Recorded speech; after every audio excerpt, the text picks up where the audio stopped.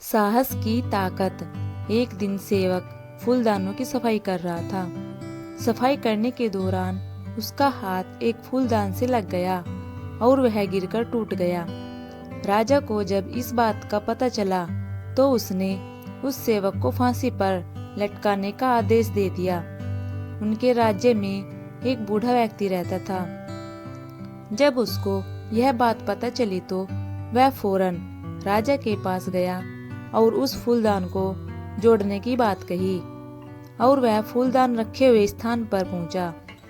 जैसे ही बूढ़े व्यक्ति ने देखा कि सारे फूलदान उसकी नजरों के सामने हैं, उसने फौरन उन सभी को लाठी से एक एक करके तोड़ना शुरू कर दिया और देखते ही देखते सारे फूलदान टूटकर बिखर गए। राजा इस बात से बहुत क्रोधित हुआ और बोला, अरे मूर्ख, तुमने यह क्या कर दिया? इसकी सजा जानते हुए तुमने सारे फूलदान तोड़ डाले, तुम्हें भी मृत्युदंड दिया जाएगा।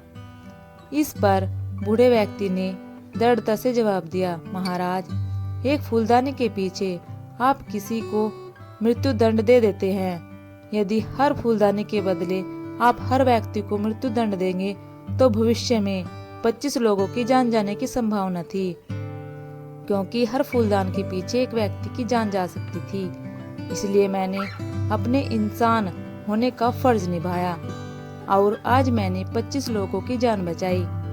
अब आप मुझे फांसी दे सकते हैं, मुझे किसी भी तरह का दुख नहीं होगा। बूढ़े व्यक्ति के साहस ने राजा की आंखें खोल दी। राजा को अपनी गलती का एहसास हो गया और उसने उस बूढ़े व्यक्ति और उस सेवक को माफ कर दिया तथा उनसे क्षमा भी मांगी।